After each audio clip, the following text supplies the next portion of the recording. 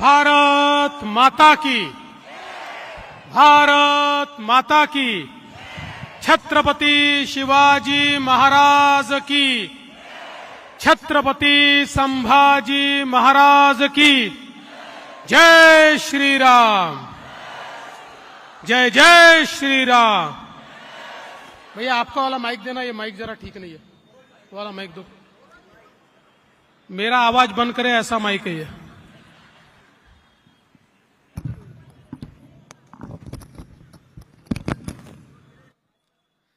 बोल सियापति रामचंद्र की, पवन सुत हनुमान की, उमापति महादेव की। भारत माता की, भारत माता की, भारत माता की। मंच पर उपस्थित पीरीपा के अध्यक्ष जोगेंद्र कवाड़े जी, सांसद प्रतापराव पाटिल चिखलीकर जी, हमारे विधायक प्रताप सरनाईक जी, बहन गीता जैन जी, नरेंद्र मेहता जी, हमारे जनप्रिय उम्मीदवार नरेश मस्के जी, रविंद्र फाटक जी, जयप्रकाश ठाकुर जी, जिन्होंने अभी अभी भारतीय जनता पार्टी में प्रवेश लिया, ऐसी बहुत ही प्रसिद्ध अभिनेत्री श्रीमती रूपा गांगुली जी, किशोर शर्मा जी, पूर्वेश सरनाईक जी, राजू भोईर जी, रवि व्यास जी, श्री डोंगरे जी, वर्षाते भोसले जी, संजय वाघुले जी, हसमुख गहलोत जी, विक्रम प्रताप सिंह जी, सचिन मांजरेकर जी, आसिफ शेख जी, देवेंद्र शेलेकर जी, संदीप राणे जी, अनीता पाटिल जी, निशा नार्वेकर जी, पूजा आमगांवकर जी, मंचासीन सभी महानुभाव। किसी का नाम अगर छूटा होगा तो नाम लिखने वाले की गलती है, मेरी गलती नहीं है, फिर भी मैं क्षमा मांगता हूं। और यहां पर इतनी बड़ी संख्या में उपस्थित सभी माताएं, बहनें और बंधुओं, आज मुझे बहुत खुशी है कि मीरा भाईंदर में हम सभी लोग लोकसभा के चुनाव में हमारे उम्मीदवार नरेश मस्के जी को आशीर्वाद देने के लिए यहां पर एकत्रित आए हैं। बहनों और भाइयों, हम सभी प्रभु श्री राम जी को मानते हैं ना? बोलो जय श्री राम, जय श्री राम। तो बोलिए, प्रभु श्री राम के हाथों में क्या है? क्या है? क्या है? फिर बोलिए, एकनाथ शिंदे जी के हाथों में क्या है? क्या है? क्या है? नरेश मस्के जी के हाथों में क्या है? क्या है? इस मतदार संघ में मोदी जी के हाथों में क्या है? क्या है? क्या है? धनुष्य बाण। तो बहनों और भाइयों, फिर आपको और कुछ बताने की आवश्यकता ही नहीं है। हमको आने वाले 20 तारीख को धनुष्य बाण का बटन दबाकर हमारे नरेश मस्के जी को दिल्ली में संसद में भेजना है। ये चुनाव मामूली चुनाव नहीं है। ये चुनाव महानगर पालिका का, विधानसभा का चुनाव नहीं है। ये चुनाव भारत का चुनाव है। देश का नेता चुनना है। देश किसके हाथों में महफूज होगा, देश को कौन विकास की ओर ले जा पाएगा, देश के आम आदमी का सपना कौन पूरा कर सकता है, इसका निर्णय करने वाला ये चुनाव है। इसलिए मैं आपसे ये निवेदन करने के लिए आया हूं कि इस चुनाव को बहुत गंभीरता से हमें देखना होगा। आज अवस्था क्या है? महाभारत का युद्ध सच चुका है। जैसे महाभारत में एक और पांडवों की सेना थी, पांडवों के साथ कई राजा थे, दूसरी ओर कौरवों की सेना थी, कौरवों के साथ भी बहुत बड़े पैमाने पर राजे थे, रजवाड़े थे और युद्ध सजा था। वैसा ही भारत का युद्ध सजा है। एक और विश्व गौरव, विकास पुरुष नरेंद्र मोदी जी पांडवों की सेना लेकर खड़े हैं और इस सेना में मोदी जी के साथ हमारे शिवसेना के एकनाथ शिंदे जी हैं, हमारे एनसीपी के अजीत पवार जी हैं, हमारी मनसे है, हमारी रिपाई है, हमारी पीरिपा है, हमारी जनसुराज्य है, हमारी रैयत क्रांति है। ये सब मिलकर पांडवों की सेना तैयार हुई है। और कौरवों की सेना में कौन है? राहुल गांधी है। और राहुल गांधी जी के साथ 24-25 पार्टियों की खिचड़ी है। लेकिन मैंने उनको कहा, अरे खिचड़ी वालों, ये तो बताओ, हमारा तो तय है, हमारे तो प्रधानमंत्री मोदी जी है, आपका प्रधानमंत्री का उम्मीदवार कौन है? कोई बोलने को ही तैयार नहीं है। आखिर सुबह 9 बजे जो टीवी पर पोपटलाल आते हैं ना, वो पोपटलाल को बोलना पड़ा। पोपटलाल को पूछा, बताइए आपका उम्मीदवार कौन है? तो पोपटलाल ने कहा, हमारे पास तो बहुत उम्मीदवार है, हम 5 साल में 5 प्रधानमंत्री बनाएंगे। मैंने कहा बहुत अच्छी बात है, 5 साल में 5 प्रधानमंत्री बनाएंगे, लेकिन पहला कौन बनाएंगे ये तो बताइए। फिर मेरे ध्यान में आया, ये क्या करने वाले, एक कुर्सी रखेंगे, हम उस प्रकार से उस कुर्सी के इर्द गिर्द ये सारी पार्टियों के नेता घूमेंगे, और जैसे ही म्यूजिक बंद होगा, जो पहला नेता बैठेगा वो पहला प्रधानमंत्री, अगले साल जो दूसरा बैठेगा वो दूसरा प्रधानमंत्री। प्रधानमंत्री के पद को घंटा कुर्सी जैसा इन लोगों ने बनाया। और इनको बताओ, ये प्रधानमंत्री का पद है, ये तुम्हारे घर का पद नहीं है, ये तुम्हारे उद्योग का पद नहीं है, ये तुम्हारा प्राइवेट प्रॉपर्टी का पद नहीं है, ये देश के प्रधानमंत्री का पद है। इसको बंटवारा करने का अधिकार तुमको नहीं है। और इसीलिए देश की जनता ने ये तय कर लिया है, इस देश में फिर एक बार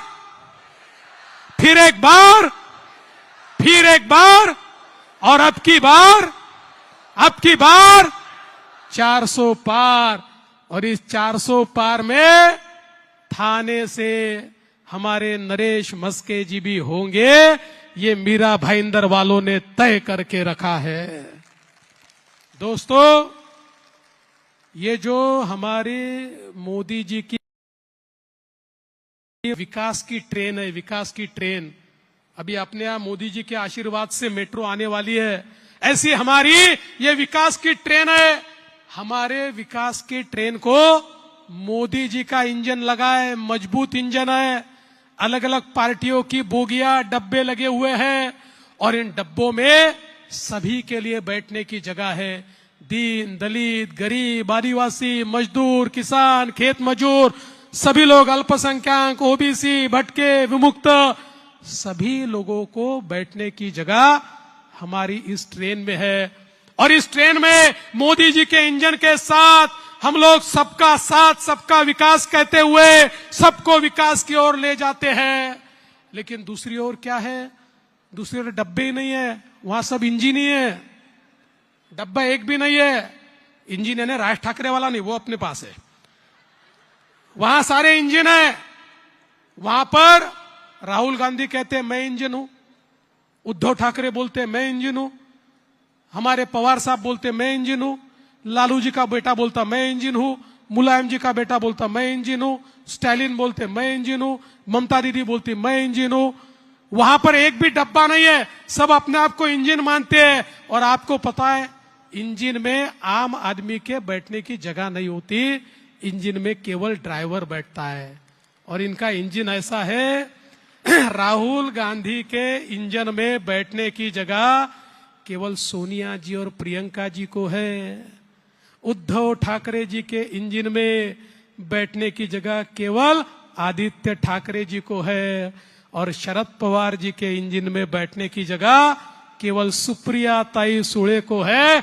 आपके लिए कोई जगह नहीं है। लेकिन जिस दिन आप नरेश मस्के जी के धनुष्य बाण की बटन दबाएंगे, थाने की बोगी सीधे मोदी जी के इंजन को जाकर लगेगी, और फिर हमें यहां पर विकास से कोई रोक नहीं पाएगा। इसलिए ये बहुत महत्वपूर्ण इस प्रकार का चुनाव है। दोस्तों, हमने देखा पिछले 10 सालों में मोदी जी ने जो परिवर्तन करके दिखाया, दुनिया आश्चर्य करती है। दुनिया के अर्थशास्त्री एक दूसरे से बात करते हैं, ये मोदी मैजिक क्या है, ये मोदी मॉडल क्या है। वो समझ नहीं पा रहे किस प्रकार से मोदी जी ने परिवर्तन किया है। 10 सालों में 25 करोड़ लोग गरीबी रेखा से बाहर लाने का काम मोदी जी ने करके दिखाया। 10 सालों में 20 करोड़ लोगों को झोपड़ी से पक्के घर में मोदी जी ने लाया। 10 सालों में 50 करोड़ लोगों के घर गैस मोदी जी ने पहुंचाया। 10 सालों में 55 करोड़ लोगों के घर शौचालय मोदी जी ने दिया। 10 सालों में 60 करोड़ लोगों के घर पीने का पानी मोदी जी ने दिया। 10 सालों में 80 करोड़ लोगों को 2 टाइम का राशन ये मोदी जी मुफ्त में देते हैं और अगले 5 साल भी देंगे। और 10 सालों में मोदी जी ने 64 करोड़ लोगों को, हमारे युवाओं को मुद्रा का लोन, 10 लाख तक का लोन बिना किसी गारंटी के और बिना किसी मॉर्गेज के दिलवाया। आज ये सारे लोग अपने पैरों पर खड़े हैं और मुझे बताते हुए खुशी होती है, इनमें 50% से ज्यादा हमारी महिलाएं और युवतियां हैं जो आज अपने पांव पर खड़ी हुई है। मोदी जी ने 10 सालों में 85 लाख बचत गटों को 8 लाख करोड़ रुपए दिए। 10 करोड़ महिलाओं को अपने पांव पर खड़ा किया। उसमें से 3 करोड़ महिलाएं अब लखपति बन रही है और धीरे धीरे 10 करोड़ महिलाएं लखपति बनेगी। ये मोदी जी का ख्वाब है। और बंधुओं, अब इस मंच के ऊपर महिलाएं कम दिख रही है, लेकिन अब हमारा राज समाप्त होने वाला है। मोदी जी ने तय किया है 2026 के बाद विधानसभा में 33% विधायक महिलाएं होगी और संसद में 33% हमारे सांसद ये भी महिलाएं होगी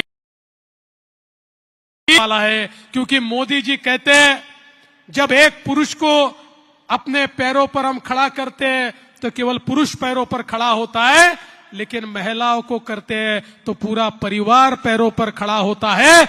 और इसलिए देश को अगर विकसित करना है तो महिलाओं को देश की मुख्य धारा में लाना होगा। हम देख सकते हैं मोदी जी ने आज हमारे शेड्यूल कास्ट समाज के जो युवा है उनके लिए स्टैंड अप जैसी योजना लाई, उनको उद्योजक बनाया। हमारे आदिवासी समाज के लिए 24,000 करोड़ रुपए की योजना लाई। हमारे जो पारंपरिक व्यवसायिक है उनके लिए 14,000 करोड़ की विश्वकर्मा योजना लाई और उनको अपना व्यवसाय बढ़ाने के लिए प्रशिक्षण मिले, पैसा मिले, वित्तीय सहायता मिले। इस प्रकार का काम मोदी जी ने किया। समाज का ऐसा कोई वर्ग नहीं है जिसके उत्थान के लिए मोदी जी ने काम नहीं किया। आज हम देख सकते हैं पिछले 10 सालों में बदला हुआ मीरा भाईंदर हमने भी देखा है। अरे वो मोदी जी थे जिन्होंने आशीर्वाद दिया तो यहां पर हम लोग काम कर पाए। 2014 से 19 मैं मुख्यमंत्री था, हमारे नरेंद्र मेहता जी विधायक थे और आप सबने देखा यहां पर हमारे प्रताप सरनाइक जी भी विधायक थे। आप सबने देखा जिस प्रकार का परिवर्तन यहां पर हुआ। और आज भी वापिस हमारे एकनाथ शिंदे जी यहां पर मुख्यमंत्री बने, हमारी गीता ताई यहां की विधायिका बनी। फिर एक बार हम देख सकते हैं मीरा भाईंदर में हम लोगों को बड़ा विकास दिखाई पड़ता है। आज मीरा भाईंदर में मेट्रो आई है, मीरा भाईंदर में सूर्या से पानी आ रहा है। और मैं आपको कहता हूं 40 MLD पानी तो हम लोग गणपति तक शुरू करने का प्रयास करने वाले हैं। और मेरा विश्वास है आने वाले दिनों में मीरा भाईंदर के लिए पानी की कोई किल्लत नहीं होगी। यहां पर रास्तों का काम हो, यहां STP का काम हो, यहां पर अंडरग्राउंड सीवेज का काम हो, यहां पर गार्डन का काम हो। पिछले 10 सालों में आपके आशीर्वाद के कारण मीरा भाईंदर का रूप बदला है और हम इसको इसलिए बदल पाए क्योंकि मोदी है तो मुमकिन है, मोदी है तो मुमकिन है।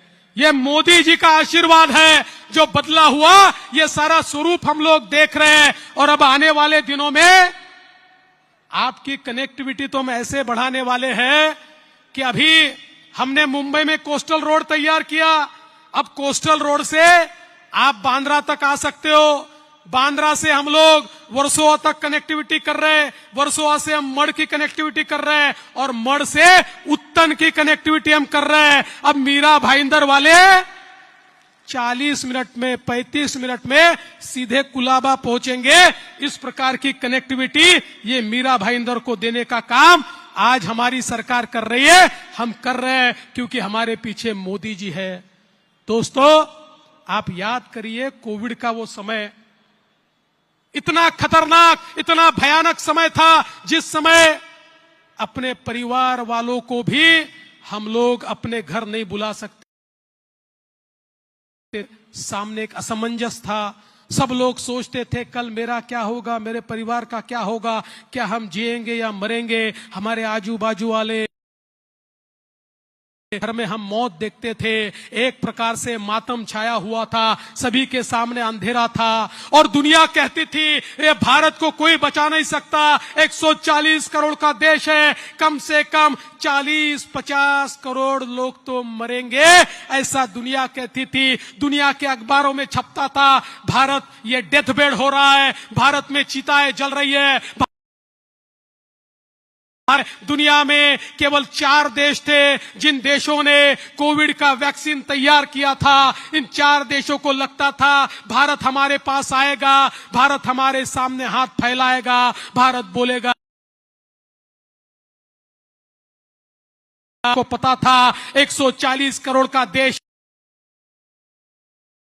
थोड़ी सी वैक्सीन वो देगा, फिर कहेगा रुक जाओ पहले मेरे लोगों को वैक्सीन देता हूं, उसके बाद तुमको दूंगा। मेरे देशवासी यहां पर जिंदा नहीं बचेंगे, यहां पर मौत का अंबार लगेगा। इसलिए प्रधानमंत्री जी ने सीधे देश के वैज्ञानिकों को एकत्रित किया, फार्मासिस्ट को एकत्रित किया, उनको कहा आपको जो रॉ मटेरियल चाहिए मैं देता हूं, जो रिसोर्सेज चाहिए मैं देता हूं। दुनिया के कोने कोने से मोदी जी ने सारा रॉ मटेरियल यहां लाया और दुनिया में कोविड की वैक्सीन बनाने वाला 5वां देश मेरा हिंदुस्तान बना। और हमारे मोदी जी ने एक एक आदमी को 140 करोड़ लोगों को कोरोना की वैक्सीन 2 बार हम सभी को टीका लगाया ना, सबको मिला ना।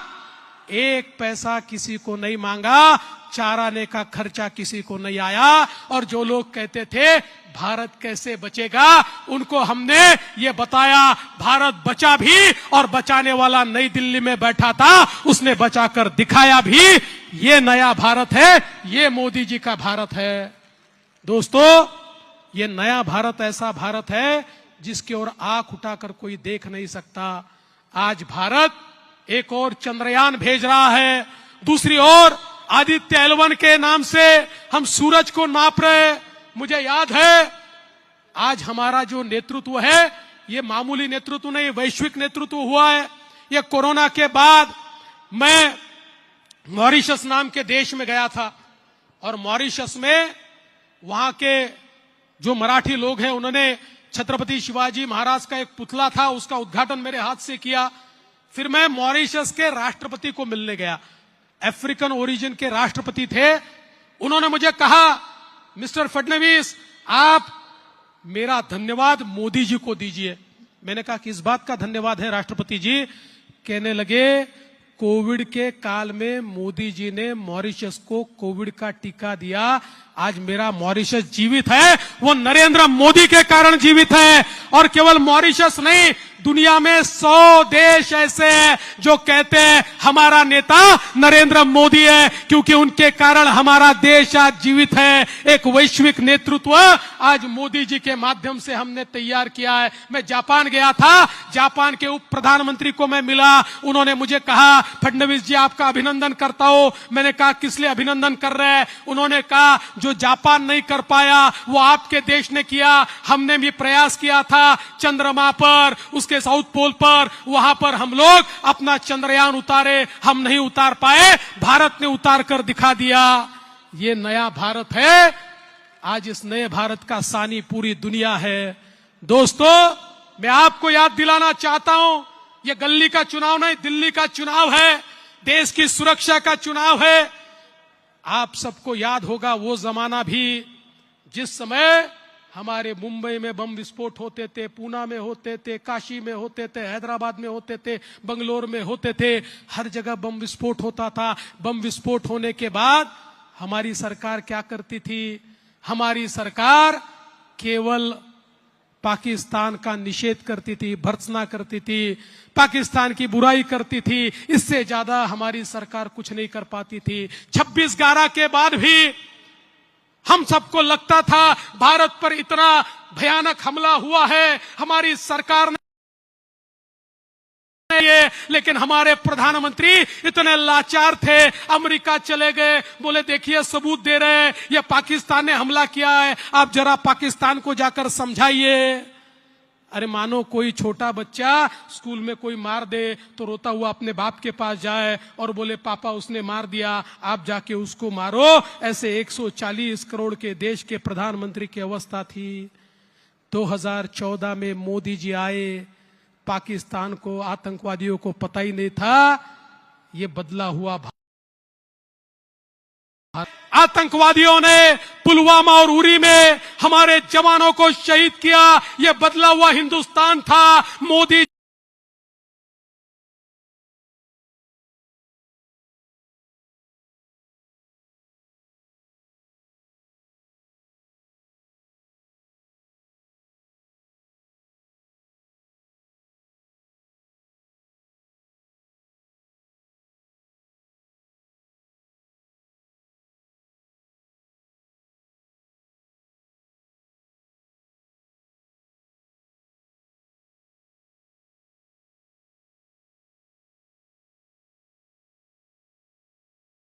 इस बार का मतदान ये भाजपा के लिए, इस बार का मतदान भारत के लिए है।